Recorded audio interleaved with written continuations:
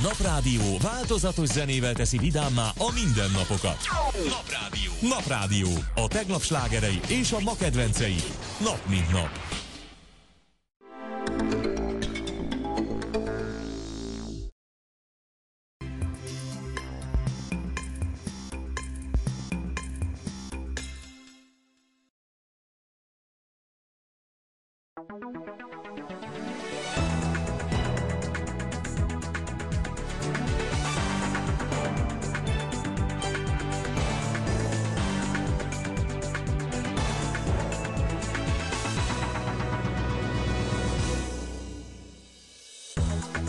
Véradásra szólít fel a Magyar Vöröskereszt. Sopron környékén nincs krónikus vérhiány. A musical Fellegvárra lesz Sopron. A Miss Saigon és a West Side Story is városunkba érkezik. Márton nap. A Liszt Központ minden eddiginél színesebb családi programot kínált.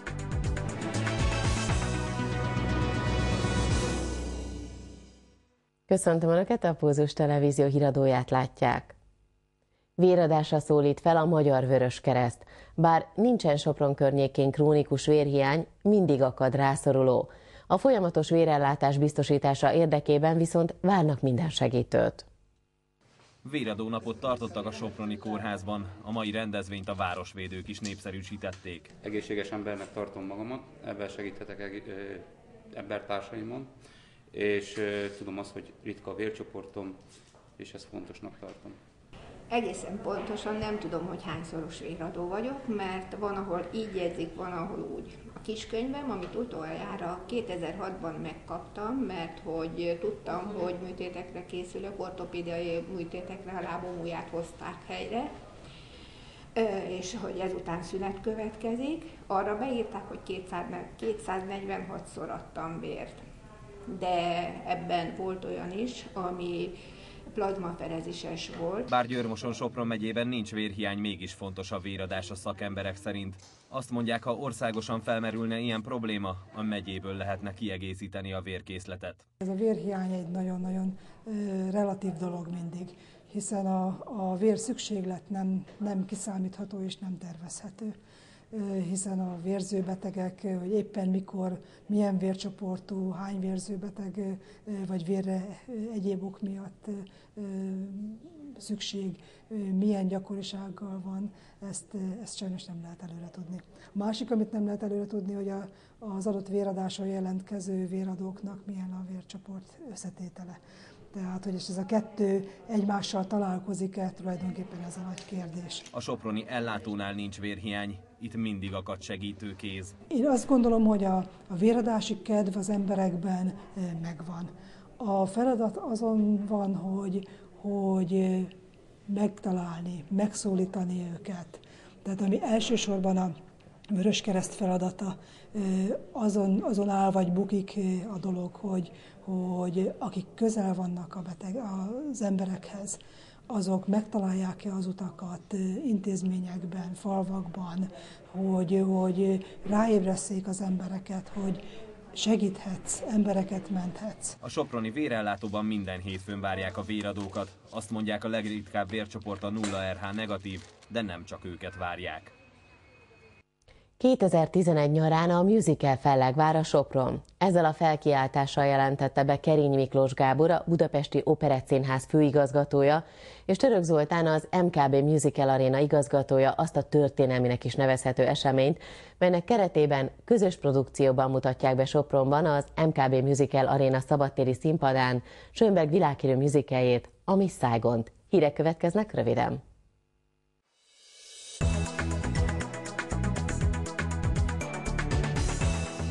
Az augusztus 19-20-21-én bemutatásra kerülő gigantikus vállalkozást a soproni piknik fő attrakciójának szánják.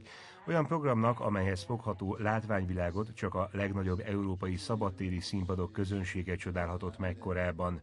Sopron, a ProKultúra Kft. És a Budapesti Operettszínház a nyári megaprodukcióig is együttműködik, hiszen a Petőfi Színház 2011. január 23 és 24-én Budapesten mutatja be a népszerű Nem tudok élni nélküled című apostol musicalt.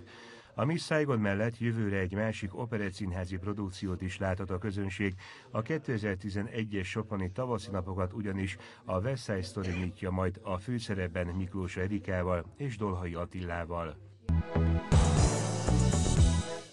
Sopron és környéke értékeit, szépségeit mutatja be 2011-ben is az Újra Együtt naptár.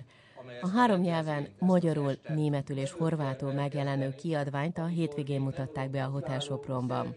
Először 2003-ban adta ki a naptárt a Perkovács ház baráti köre az Európai Uniós csatlakozás alkalmából.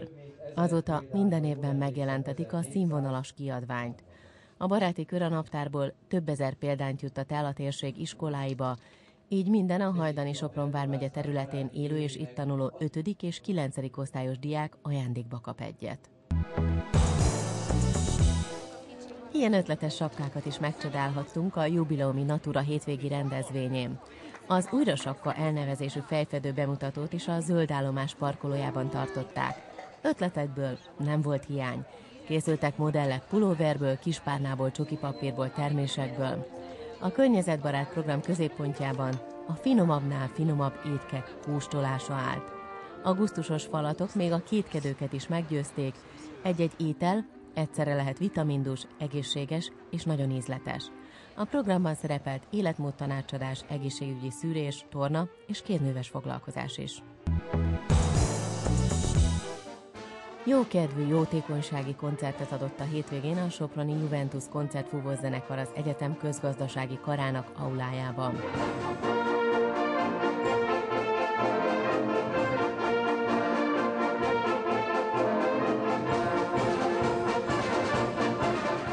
A muzsikusok a vörösiszap katasztrófa áldozatait segítették hangversenyük bevételével. A fúvósok a koncert után közel 100 000 forinttal tudták támogatni a nehéz helyzetbe került családokat. A Juventus muzsikusai nagy erővel készülnek a december 5-i adventi hangversenyükre, amely az 1x35 meg 2x35 titokzatos címet viseli. A matematikai rejtély 2 jubileumot takar.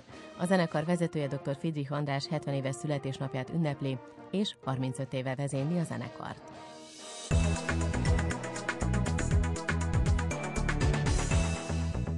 Míg a gyerekek lámpást készítettek, tésztát formáztak és Lúdas Matyival kalandoztak, addig a felnőttek a soproni borvidék új borait kóstolhatták. A Liszt központban minden eddiginél színesebb Mártonnapi családi program várta a hétvégén a látogatókat.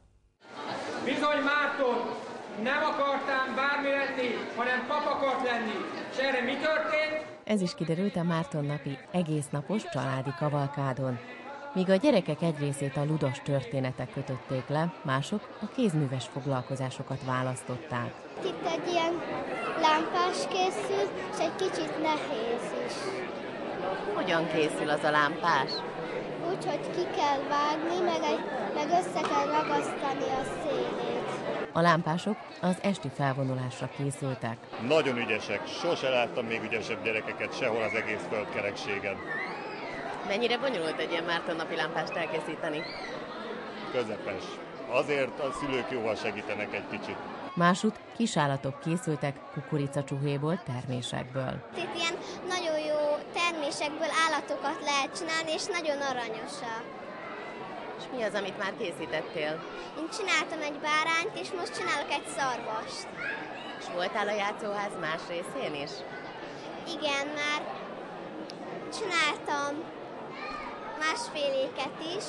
Például, hogy ilyen szövetre ráragasztottam mindenféle termést, és abból egy ilyen kis takarószerű valami lett belőle. Szóval jól telik ez a Mártonnapot? Nagyon jól telik. Mint ahogy remekül telt az idő a Mártonnapi kirakodóvásáron is. Kóstoljon, legyen szíves, jó? Egy kis szedelekvár, egy kis mézzel, jó? Igen, parancsoljon. Kóstolja meg, nagyon finom. A zamatos lekvárhoz Mártonnapi libafröccs dukált. A libafröccs az a szörpös szóda, nem csak a boros szóda fröccs, ugye nagyon-nagyon sokféle fajtája van, a szörpös szódát is fröccsnek hívjuk, és gyakorlatilag mi ezt az alkoholmentes kategóriát forgalmazzuk, árusítjuk és kóstoltatjuk. Ebben a kancsóban egy megy szörp van szódával meghigítva, tehát ez a megyes libafröccs. de ezen kívül a málnától a bodzáig, a rivizli, nagyon sokfélét lehet nálunk kapni, kiöntjük, jó? A liba fröccs a gyerekek kedvencévé vált, ám a felnőttek is jól szórakoztak a színes rendezvényen. Elmondhatjuk, hogy nagyon sikeres volt a mai nap, rengeteg család és kisgyerek fordult itt meg, és nagyon-nagyon jól sikerült ez a program, és azt a konzekvenciát mondjuk le, hogy igenis szükség van egy ilyen gyereknapi programra, illetve családnapi programra, és igyekszünk a jövőben is ezt megvalósítani különböző alkalmakkal. Nem csak a központban, de a ház előtt is nagy volt a forgalom. Jól fogyott a libazsíros kenyér, no és az ilyenkor kihagyhatatlan, illatos új bor. Az idei évjáratra, ahogy már többször hallottuk, a kevés mennyiség, viszont a jó minőség a jellemző. A gyümölcsösség, amit ki tudnék emelni az idei borokban, mind a fehér, mind a vörös borokban. Ide elhoztuk a 2010-es évjáratot Raminit, nagyon szép gyümölcsökkel, gyönyörű illatokkal, ugyanez vonatkozik a Sauvignon Blancra is, és a kék frankos, amit az előbb már említettem, ez is szép gyümölcsös, emellett még megtalálható a Zweigert is, a 2010-es évjáratból itt, amit kínálunk már a ide látogató vendégeknek. A vörösök nyilván még egy picit frissek ebben a fázisában az érésnek, de egy jó fél év múlva visszakóstoljuk, azt hiszem szép eredményt fog mutatni. Utánom csak, utánom! A rendezvény végére besötétedett, így előkerülhettek a lámpások, és kezdődhetett a programzáró, vidám mártonnapi felvonulás. Önök a Pulzus Televízió híradóját látták, nagyon szép estét kívánok, viszontlátásra!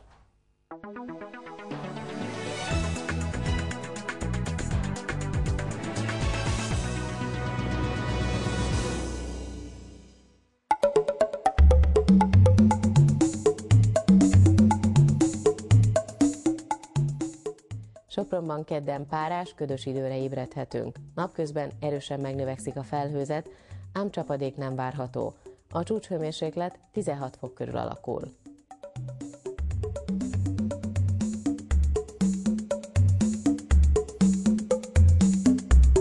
Az időjárás jelentést a Jégverem fogadó a Haspártiak vendéglője támogatta.